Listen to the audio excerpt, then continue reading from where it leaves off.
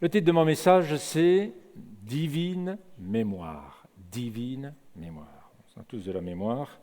J'ai la mémoire ici aussi, mais c'est important de l'avoir là aussi.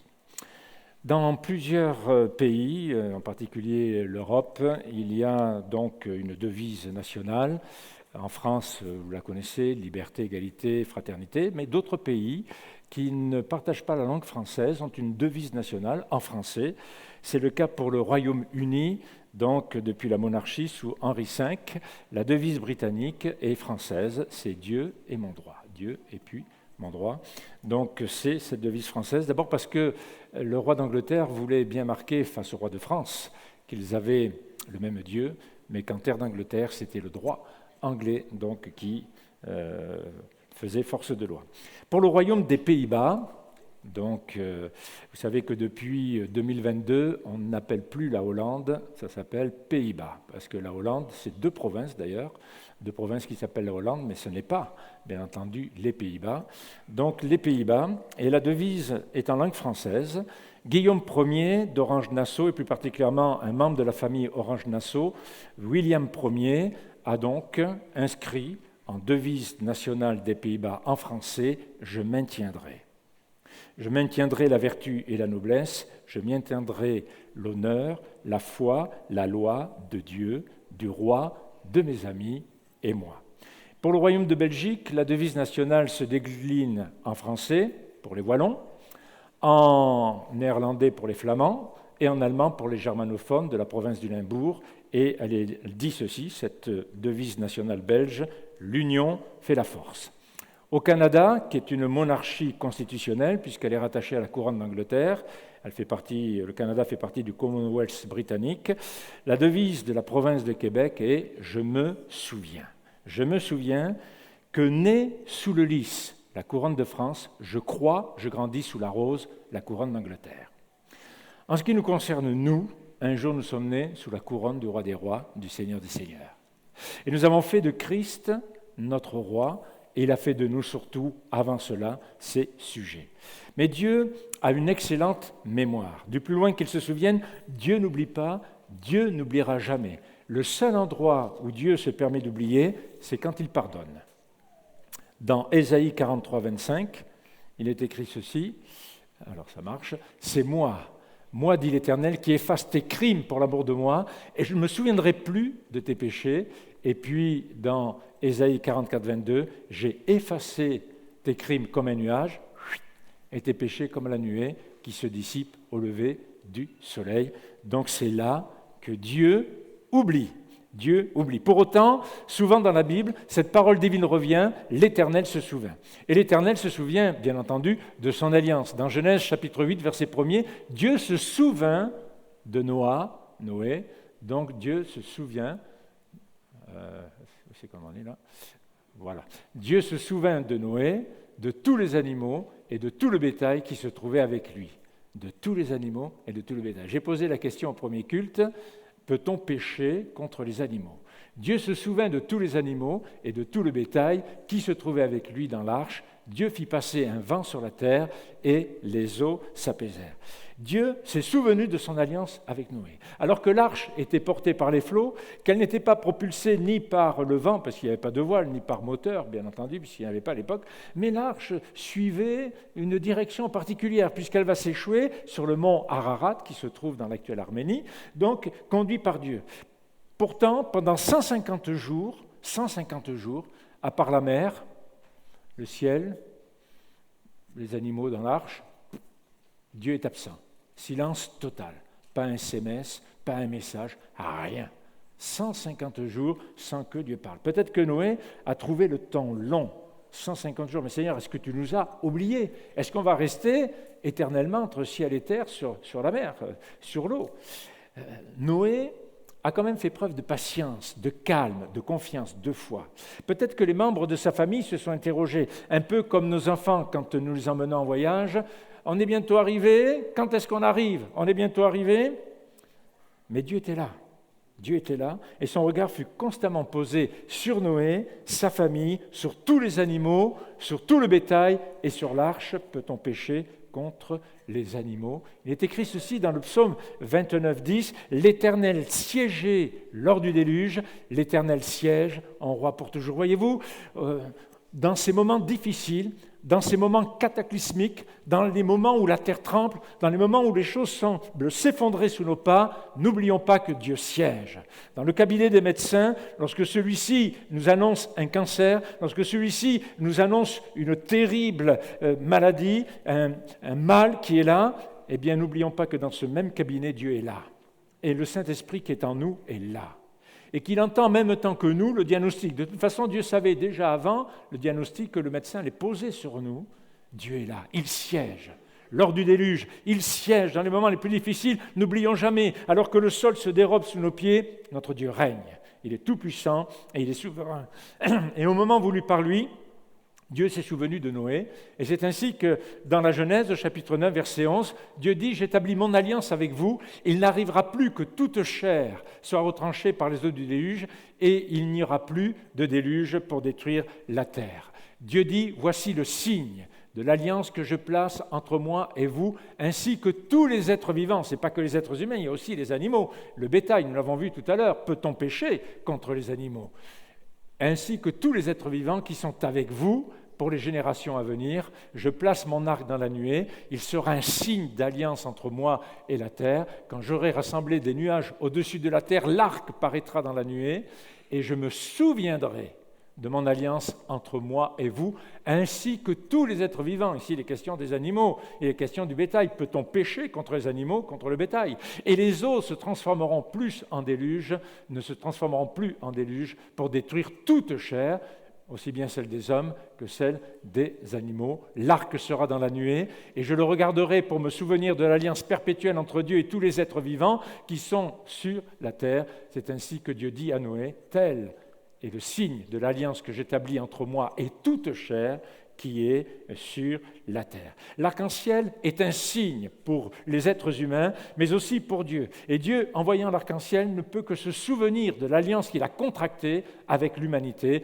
à travers la personne de Noé. Et l'arc a pour fonction de fixer le souvenir, non pas que Dieu ait besoin de ça pour se souvenir, mais Dieu nous rappelle par l'arc qui est dans la nuée, eh bien que lui se souvient de son côté de l'alliance pour nous, et désormais la promesse est gravée dans la création.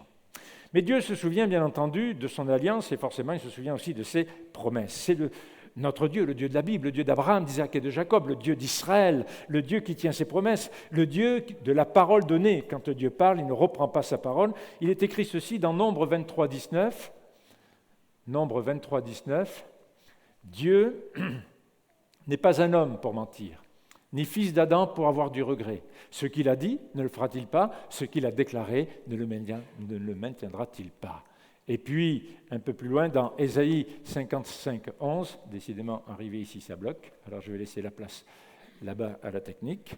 Ésaïe 55, 11, « Ainsi en est-il de ma parole qui sort de ma bouche, elle ne retourne pas à moi, sans effet, sans avoir exécuté ma volonté et accompli avec succès ce pourquoi je l'ai envoyé. » Dieu se souvient de ses promesses. Et lorsque Dieu va rencontrer Abraham, eh bien, il va se souvenir qu'avant de détruire les villes de Sodome et de Gomorrhe, Dieu va se souvenir de la promesse qu'il a faite à Abraham. Et ainsi, on lit ceci dans Genèse 19, verset 29, « Lorsque Dieu détruisit les villes de la plaine, entre autres Sodome et Gomorrhe, bien entendu.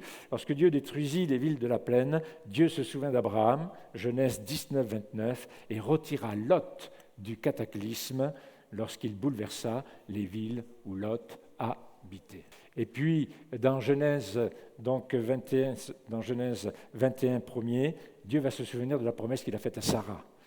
L'Éternel intervint en faveur de Sarah, comme il l'avait dit, et l'Éternel agit pour Sarah selon sa parole. Sarah devint enceinte et donna un fils à Abraham dans sa vieillesse, au temps fixé dont Dieu lui avait parlé. Et puis dans Genèse 17, 17, je ne l'ai pas noté, peut-être là, Abraham tomba face contre terre quand il entendit cette parole, et il rit et dit dans son cœur, naîtrait-il un fils à un homme de 100 ans, et Sarah, âgée de 90 ans, accoucherait-elle ? Bien oui, rien n'est impossible à notre Dieu. Et tout est possible à celui qui croit. Et même quand on rit, même quand on n'y croit pas, eh bien Dieu va se glorifier, Dieu va montrer qu'il est capable, Dieu va montrer qu'il a cette puissance et cette autorité d'appeler ce qui n'est pas.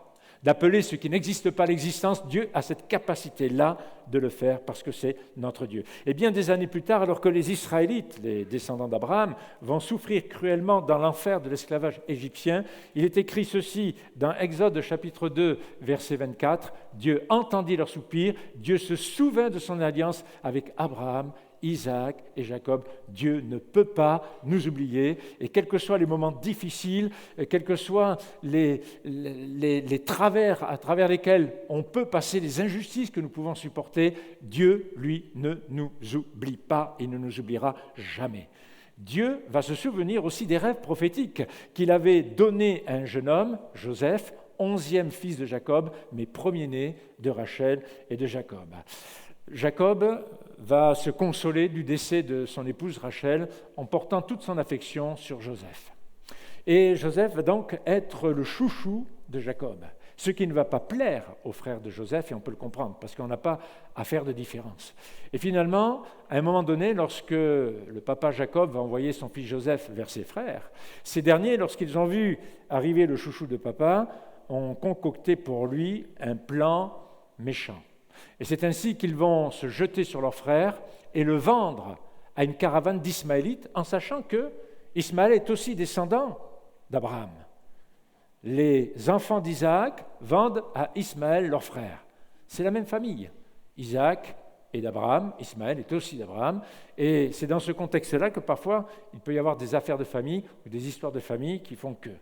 Mais notre Joseph va se retrouver sur le marché d'esclaves en Égypte. Et il ne va pas être acheté par un obscur bourgeois, propriétaire terrien, mais il va être acheté par Potiphar, qui est l'homme de confiance de Pharaon et qui est le chef de la garde royale. Voyez-vous, dans nos déboires, lorsque les choses ne se passent pas comme prévu, lorsque tout part de travers, Dieu se souvient, Dieu règne, Dieu est au contrôle. Et Dieu ne permet pas que les choses dégénèrent. Donc il est acheté par Potiphar. Il se retrouve chez Potiphar et là, il va rentrer à l'école de l'administration et de la gestion. Parce qu'il va commencer à gérer des biens petits, parce qu'il va être appelé à gérer des biens plus grands. Mais la gestion commence chez Potiphar. Et Potiphar se rend compte que ce garçon est béni de l'Éternel. Alors, il lui donne toute la gestion de sa maison.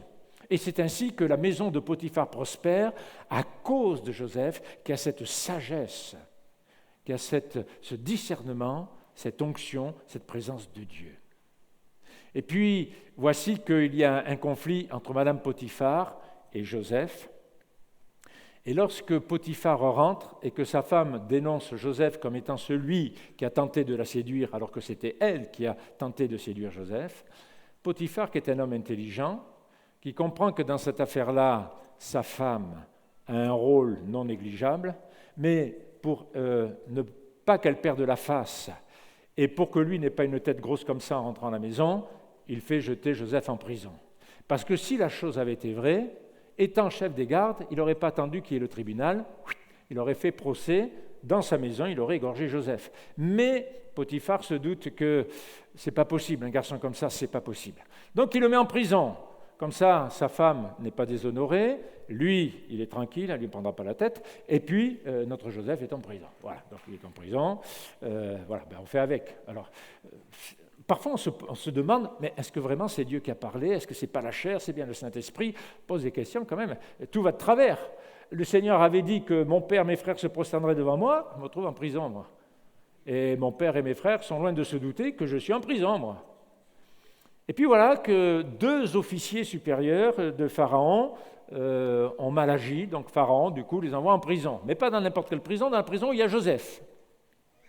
Et là, Joseph, donc, qui est responsable de la prison, parce que le chef de la prison a vu qu'avec Joseph, tout réussissait, les prisonniers mangeaient proprement, ils ne s'essuyaient pas comme ça, ils étaient plus grossiers, il y avait des choses bizarres qui se passaient dans cette prison, qui ne se faisaient pas avant, à cause de la présence de Joseph.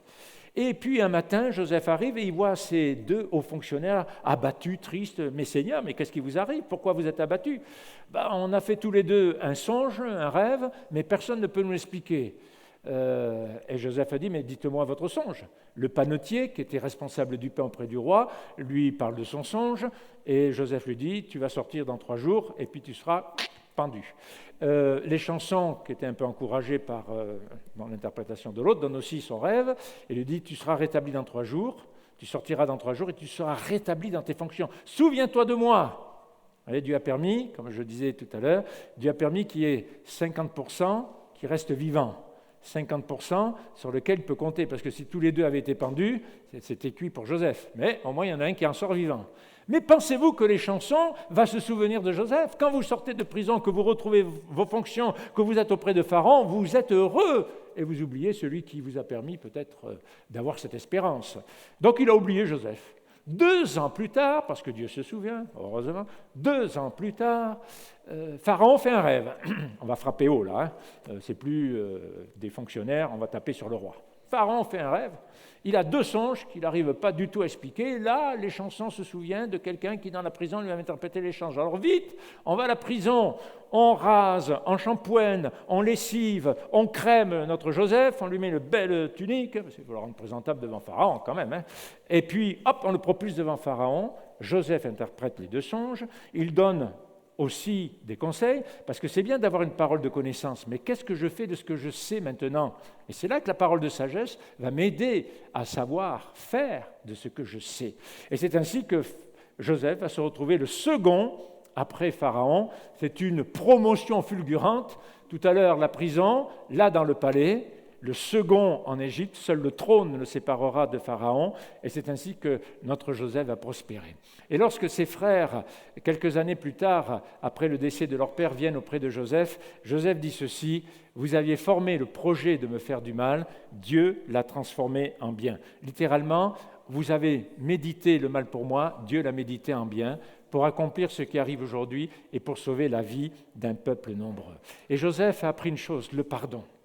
Le pardon, c'est la clé qui ouvre les portes du ressentiment et qui ouvre les menottes de la haine. Il brise les chaînes de l'amertume, les liens de l'égoïsme. Le pardon de notre Seigneur et Sauveur Jésus-Christ, ce n'est pas simplement le fait qu'il pardonne nos péchés, mais il a ôté nos péchés au point que là, il ne se souvient plus de nos péchés, il nous voit comme justifiés, purifiés par son précieux sang. Dieu se souvient de Rachel dans Genèse au chapitre 30, verset 22.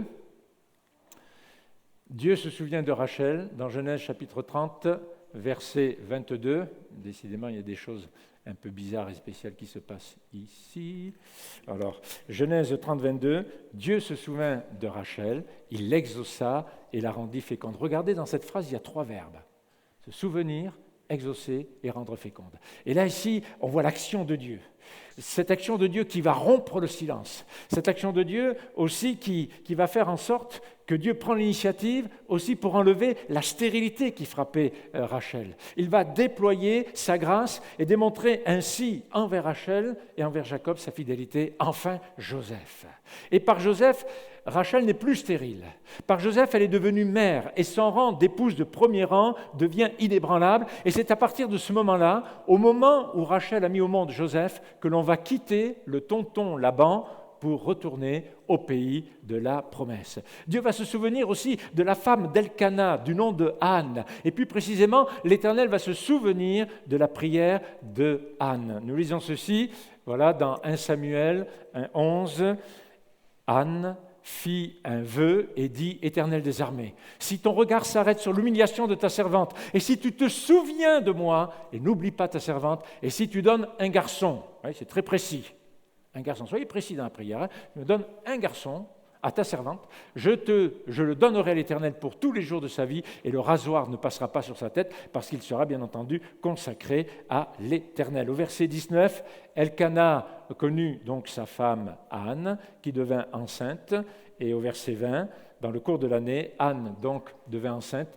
elle accoucha forcément, elle avait demandé un garçon, pas de surprise, elle va accoucher d'un fils. Vous voyez, là ici, l'échographie ne s'est pas du tout trompée, qu'elle appela du nom de Samuel, car dit-elle, Dieu a entendu, Samuel, Dieu a entendu, Dieu a exaucé, il est donné de la part de l'Éternel, je l'ai demandé à l'Éternel. Et Anne donne à l'Éternel ce que l'Éternel a lui-même donné en réponse à sa prière. Et Anne a vu dans l'exaucement accordé à sa demande l'appel de Dieu de lui donner ce que Dieu lui avait accordé. Je te donne pour que tu me donnes. Et ça, ce n'est pas souvent facile.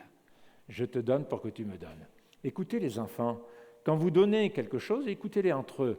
Il y en a une qui donne quelque chose, et puis l'autre veut le reprendre. Et qu'est-ce qu'elle dit ? Donner, c'est donner. Donner, c'est donner.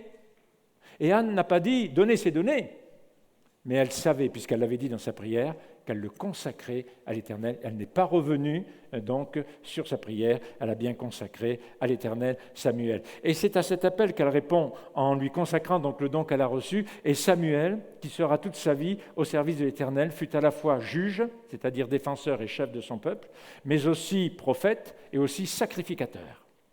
Premier grand prophète après Moïse, donc Samuel, dernier des juges en Israël à la suite de Samson, puisque c'est la royauté, en la personne de son premier roi, Saül, issu de la tribu de Benjamin, donc qui prendra la suite de la destinée d'Israël. Dieu se souvient. L'Éternel se souvient de nous. Peut-être pensez-vous que l'Éternel vous a oublié. Dieu ne nous oublie pas, il ne peut pas nous oublier. Si vous êtes découragé ou impatient, sachez que Dieu se souvient toujours de la nouvelle alliance qu'il a contractée avec nous à travers le précieux sang de son Fils, Jésus-Christ, notre Seigneur, notre Sauveur, pour le pardon de nos péchés. Désormais, notre Père Céleste se souvient de nos prières. Dans le psaume 34, verset 7, il est écrit ceci, « Quand un malheureux crie, l'Éternel entend et le sauve de toutes ses détresses. » Encore faut-il crier. Encore faut-il crier. Et crier, c'est pas... Non, crier, c'est crier. Il y a des moments où on peut être en colère, des moments où on peut être déçu. On a envie de sortir dans les vignes, de sortir au milieu des pins, d'aller à la Sainte Victoire et de crier, d'hurler. Oui, vous pouvez crier. Dieu entend le cri. Dieu entend notre cri. Dieu entend nos hurlements. Dieu entend notre douleur, notre souffrance. On a le droit de s'exprimer. Les émotions viennent de Dieu. Dieu a aussi des émotions qui nous a transmis. Les sentiments viennent de Dieu. Et nous avons aussi des sentiments. Nous avons le droit de crier, le droit de hurler. Quand un malheureux crie, l'Éternel entend et le sauve de toutes ses détresses. Au verset 16, les yeux de l'Éternel sont sur les justes et ses oreilles sont attentives à leurs cris. Au verset 18, quand les justes crient, l'Éternel entend, il les arrache à toute leur détresse. Au verset 19, l'Éternel est près de ceux qui ont le cœur brisé. Si quelqu'un ce matin a le cœur brisé, le cœur en miettes, le cœur déchiré, le cœur qui fait mal, l'Éternel est près de lui. L'Éternel est près de ceux qui ont le cœur brisé. Il est plus près que le pasteur peut être près de toi. Il est plus près que ton épouse, que ta famille, que tes parents, que le médecin peut être plus près de toi, l'Éternel est en toi par la présence du Saint-Esprit. L'Éternel est près de ceux qui ont le cœur brisé. Il sauve ceux qui ont l'esprit dans l'abattement.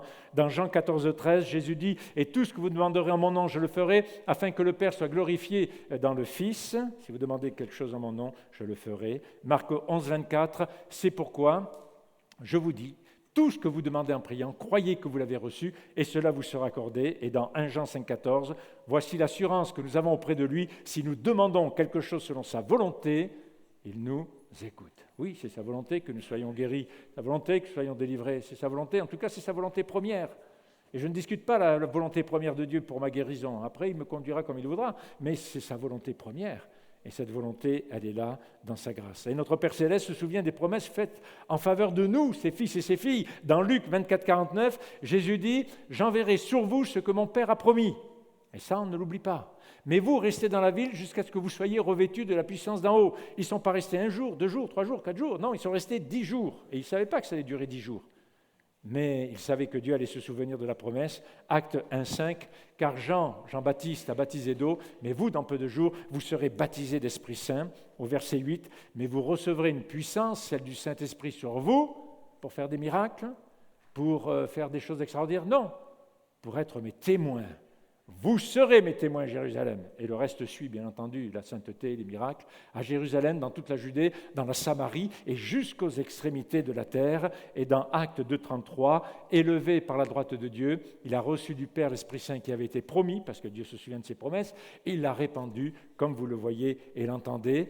Et à la fin de l'évangile de Marc, là aussi, le Seigneur ne peut que se souvenir. Dans Marc 16, 16, celui qui croira et qui sera baptisé sera sauvé, mais celui qui ne croira pas sera condamné. Et voici les miracles qui accompagneront ceux qui auront cru. En mon nom, ils chasseront les démons, ils parleront de nouvelles langues. Verset 18, ils saisiront des serpents, s'ils boivent quelques breuvages mortels, il ne leur fera point de mal, ils imposeront les mains aux malades, et ceux-ci seront guéris. Dieu n'a pas changé, Dieu se souvient de ses promesses, Dieu guérit encore aujourd'hui pour quiconque s'approche de lui et le croit sincèrement, le Seigneur agit. Il se souvient du chemin par lequel vous êtes passé, que ce soit celui de la souffrance, de la maladie, des faillites, des difficultés, des épreuves. Dans Psaume 23, verset 4, ici c'est dans la version La Colombe, dans la Nouvelle Français courant, il dit ceci, « Même si je marche dans la vallée de l'ombre et de la mort, je ne redoute aucun mal, Seigneur, car tu m'accompagnes. Tu me conduis, ta houlette, tu me défends, ton bâton, voilà ce qui me rassure, voilà mon réconfort. » Notre Père Céleste se souvient des injustices, il se souvient des infidélités, il se souvient des trahisons, des faillites, des humiliations, des abandons que vous avez vécus ou que vous vivez. Il entend même la voix de vos larmes. Dieu entend la voix de nos larmes. Parfois, nous avons du mal à nous exprimer. Le soupir, des profonds soupirs nous secouent et les larmes coulent le long de nos joues. Et ces larmes parlent. Elles parlent de moi pour Dieu. Et Dieu entend la voix de mes larmes. Psaume chapitre 6, verset 9. « Écartez-vous de moi, vous tous qui commettez l'injustice, car l'Éternel a entendu la voix de mes pleurs. » Littéralement, l'hébreu dit « la voix de mes larmes ». Ce que les autres ne voient pas, ce que les autres n'entendent pas, ce que les autres ne comprennent pas, Dieu lui entend la voix de nos larmes. Dieu entend. Il se souvient de votre solitude, il se souvient des tensions au sein de votre couple, des difficultés avec vos enfants, vos petits-enfants, la famille, le voisinage, les collègues de travail, le ou les pasteurs, les frères ou les sœurs en Christ ou en crise. Il se souvient de tout ça.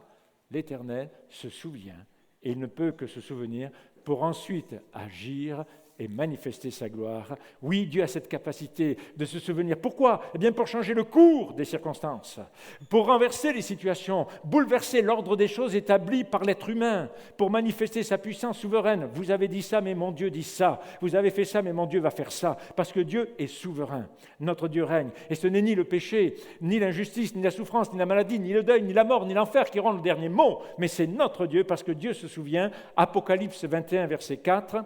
Il essuiera toutes larmes de leurs yeux, la mort ne sera plus, il n'y aura plus donc ni deuil, ni cri. Là, on n'a plus besoin de crier, puisqu'il n'y aura plus de malheureux, plus de malheur, ni douleur, car les premières choses ont disparu. Verset 5, celui qui est assis sur le trône dit « Voici, je fais toutes choses nouvelles », et il dit « Écris, car ces paroles sont certaines et vraies. » Mais je répète, la seule chose dont Dieu ne veut plus se souvenir, ce sont nos péchés, nos crimes, nos iniquités. Prophète Jérémie, chapitre 31, verset 34, à la fin du verset, tout à fait en bas, « Car je pardonnerai leurs fautes et je ne me souviendrai plus de leurs péchés. » C'est écrit que cela s'accomplisse. Je ne me souviendrai plus de leurs péchés. Notre Père Céleste ne peut pas nous oublier. C'est toujours dramatique quand on apprend dans ce pays, en France, cette nouvelle d'un enfant qui a été abandonné dans la voiture et qui est décédé, d'un nourrisson, d'un bébé abandonné dans une voiture à 40 degrés, plus de 40 degrés, et qui est mort complètement desséché, déshydraté, parce qu'un père, parce qu'une mère a oublié. Regardez ce que dit l'Éternel dans Ésaïe, chapitre 49, verset 15. « Une femme oublie-t-elle son nourrisson ?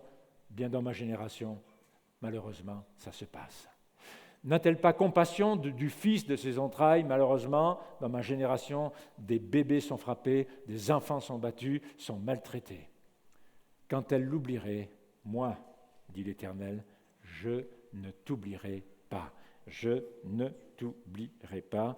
Et, chose extraordinaire, au début du verset 16, il est écrit ceci, « Voici, je t'ai gravé sur mes mains. » Ce n'est pas un tatouage, c'est gravé, je t'ai gravé sur mes mains. Dieu nous a gravés sur ses mains, sa promesse, son alliance est éternelle. Et la croix où Jésus-Christ a été crucifié pour nos péchés est devenue, entre le ciel et la terre, le souvenir éternel, le mémorial inébranlable du triomphe du saint amour de Dieu et de la sainte justice de Dieu.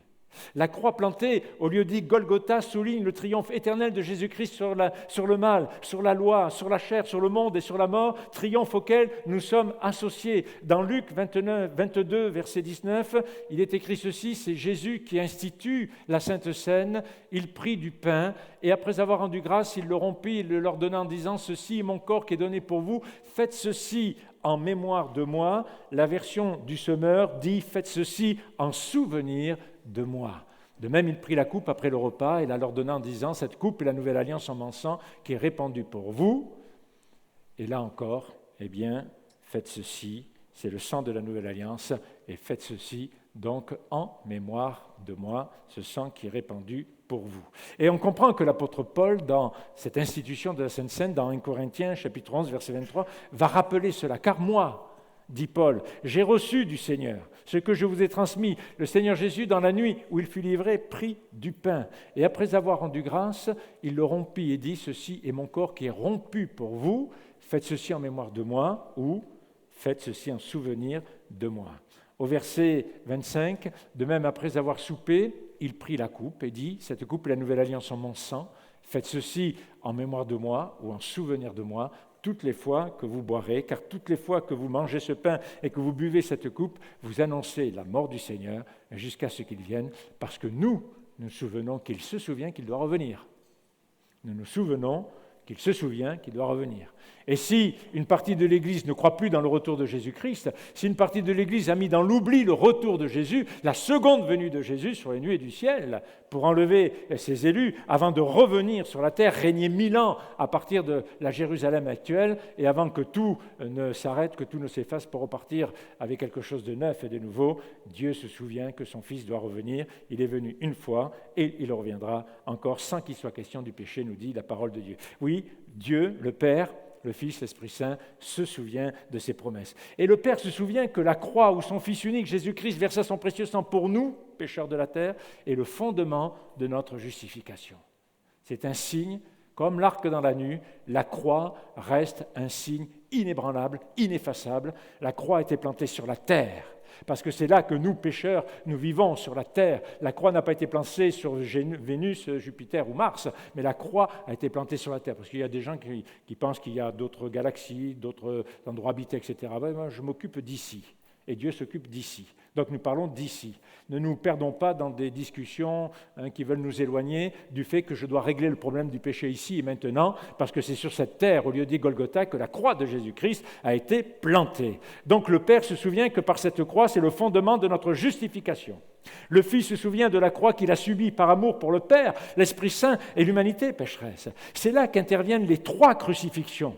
Nous avons été crucifiés avec Christ, mais la croix n'évoque pas seulement la crucifixion de notre Seigneur Jésus-Christ, elle inclut la nôtre. Nous avons été crucifiés avec Christ. Galates chapitre 2, verset 20, l'apôtre Paul dit « Je suis crucifié avec Christ, ce n'est plus moi qui vis, c'est Christ qui vit en moi. » C'est Christ qui vit en toi?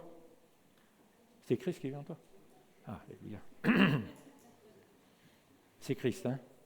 Donc tout à l'heure, tu n'oublies pas, hein, c'est Christ. D'accord? C'est Christ. Première crucifixion. Nous sommes crucifiés avec Christ. La deuxième, c'est notre chair. Galates 5, 24. Ceux qui sont au Christ Jésus ont crucifié la chair avec ses passions et ses désirs. Et la troisième crucifixion, c'est le monde. Normalement, c'est Galates chapitre 6, verset 10, si je ne me suis pas trop trompé. Pourquoi il y a ça, là, Galates chapitre 6, verset 10 ? C'est bizarroïde. Alors peut-être je me suis trompé. Quant à moi, certes non, je me glorifierai de rien d'autre que de la croix de notre Seigneur Jésus-Christ, par qui le monde est crucifié pour moi, comme je le suis pour le monde. Comme je le suis pour le monde. Et l'Esprit Saint, a par la croix de Jésus-Christ le moyen de nous convaincre de péché, a par la croix de Jésus-Christ le moyen de nous convaincre de l'amour éternel du Père et de son pardon souverain et plénier, et le moyen par lequel nous pouvons être purifiés et sanctifiés par le sang précieux de l'agneau. 1 Corinthiens chapitre 2, verset 12. Or nous n'avons pas reçu l'esprit du monde, mais l'esprit qui vient de Dieu, afin de savoir. Parce que c'est le Saint-Esprit qui nous permet de comprendre et de savoir ce que Dieu nous a donné par grâce. Bien des gens ont un niveau intellectuel intellectuels élevés, mais ne comprennent rien en lisant la parole de Dieu. Parce que ce livre, le rédacteur en chef de ce livre, c'est le Saint-Esprit. Ce qui me permet de comprendre ce livre, c'est celui qui l'a révélé, le Saint-Esprit. Et ce qui me permet de mettre en pratique ce qui est écrit là, c'est encore le Saint-Esprit. Nous avons besoin de l'Esprit Saint. Sans lui, nous ne comprenons rien. Sans lui, rien ne change. Sans lui, il n'y a pas de transformation. Et sans lui, il n'y a pas de capacité pour vivre selon la volonté de Dieu. Selon la volonté de Dieu. Romains, chapitre 8, verset 9. Pour vous, vous n'êtes plus sous l'emprise de la chair, mais sous celle de l'Esprit, si du moins l'Esprit de Dieu habite en vous. Si quelqu'un n'a pas l'Esprit de Christ, il ne lui appartient pas. C'est clair et net. C'est une question spirituelle, ce n'est pas une question religieuse. C'est une question spirituelle, parce que c'est bien gentil d'arborer l'étiquette à la Miss France chrétien, mais ça ne veut rien dire du tout. Hein. Vous savez, dans une bouteille de Bordeaux, on peut mettre du vinaigre, il n'y a pas de souci. Bordeaux supérieur, mettez du vinaigre. Voilà, j'avais un reliquat de vin blanc, j'ai mis ça dans une bouteille de Perrier, mais j'ai enlevé l'étiquette en disant attention, là, ce n'est pas du Perrier, c'est le reste d'un vin blanc qui reste là. Bien entendu, il a fallu qu'il y en ait un qui se trompe. Enfin, bon. Comme quoi, les étiquettes. Hein. Et si Christ est en vous, le corps, il est vrai, est mort à cause du péché, mais l'esprit est vie à cause de la justice. Et si l'esprit de celui qui a ressuscité Jésus d'entre les morts habite en vous, celui qui a ressuscité le Christ Jésus d'entre les morts donnera aussi la vie à vos corps mortels par son esprit qui habite en vous, parce que je crois dans la résurrection, je crois que je ressusciterai, à moins que le Seigneur revienne avant. Hein. Donc il y aura une transmutation sur pied là, transmuter pour aller, mais d'abord les morts en Christ ressuscitent, et nous, ensuite, eh bien, nous les suivrons. Au verset 14, car tous ceux qui sont conduits par l'Esprit de Dieu sont fils de Dieu, et au verset 16, l'Esprit lui-même rend témoignage à notre esprit que nous sommes enfants de Dieu. Alors, entre Dieu, le Père, le Fils, l'Esprit Saint, et l'humanité, il y a la croix de Jésus-Christ. Et Dieu se souvient qu'à la croix, il s'est réconcilié à tout jamais avec cette humanité rebelle et pécheresse. Et l'humanité perdue doit se souvenir qu'à la croix de Jésus-Christ, elle peut trouver là l'amour inconditionnel de Dieu. C'est à la croix. Et c'est là que l'humanité rebelle trouve la conviction de péché. C'est là, à la croix, qu'elle peut aussi trouver la délivrance du péché et de ses terribles conséquences présentes et éternelles. C'est là qu'elle trouve la guérison, c'est là qu'elle trouve la capacité de pardonner, c'est là qu'elle trouve la libération, c'est là que les chaînes et les liens tombent, c'est là que la mort n'a plus droit, n'a plus son pouvoir. La mort a été vaincue parce que Jésus a donné sa vie à la croix et qu'il est ressuscité d'entre les morts. Et c'est là que les choses anciennes sont passées. Et c'est là que les choses sont devenues nouvelles et continuent de devenir nouvelles parce que Dieu n'oublie pas l'alliance qu'il a contractée avec nous à travers le sang précieux de Jésus. Dieu se souvient. Et si un jour vous êtes frappé d'Alzheimer, si un jour vous n'avez plus votre tête, rassurez-vous, Dieu lui se souvient. Parce que nous avons des frères et des sœurs qui sont frappés par Alzheimer, qui à un moment donné ne savent plus, mais il y a une chose qui reste dans leur cœur. Et quand vous les connectez à la prière, quand vous les connectez au nom de Jésus, il y a quelque chose qui repart, qui reprend vie. Quand vous êtes anesthésié, vous ne pouvez plus rien faire, vous ne savez pas ce qui se passe. Mais le Saint-Esprit ne l'est pas, lui, anesthésié. Et Dieu se souvient de vous dans le bloc opératoire. Et Dieu agit à travers le personnel. Dieu se souvient. Il se souvient. Il se souvient de chacune, il se souvient de chacun d'entre nous. Dieu se souvient. Alors que Dieu nous aide, qu'il nous encourage, qu'il nous fortifie, Dieu se souvient. Dieu se souvient que la guerre ne peut pas durer éternellement. Dieu se souvient qu'il faut qu'il y ait la paix. Dieu se souvient qu'il faut que les otages soient libérés. Dieu se souvient. Dieu ne peut pas nous oublier. Et dans les prisons les plus profondes et les plus reculées, Dieu se souviendra de nous et Dieu agira. Prions le Seigneur. Notre Dieu, notre Père, nous te rendons grâce et nous te bénissons parce que nous sommes gravés sur tes mains. Nous sommes précieux à ton cœur, précieux comme la prunelle de tes yeux. Père éternel, souverain, cela est possible à travers ton Fils unique, Jésus-Christ, Seigneur et Sauveur, Roi des rois. Te bénissons, Seigneur Jésus, pour ce don précieux à la croix. Te bénissons parce que dans le ciel, tu es l'agneau immolé. On ne peut pas oublier. On ne peut pas oublier ce sacrifice. On ne peut pas oublier le don que tu as fait. C'est impossible. C'est éternellement inscrit dans la gloire éternelle. Merci, Seigneur Jésus, de se souvenir. Merci Seigneur Jésus de ce mémorial. Merci Seigneur Jésus de ce si grand salut.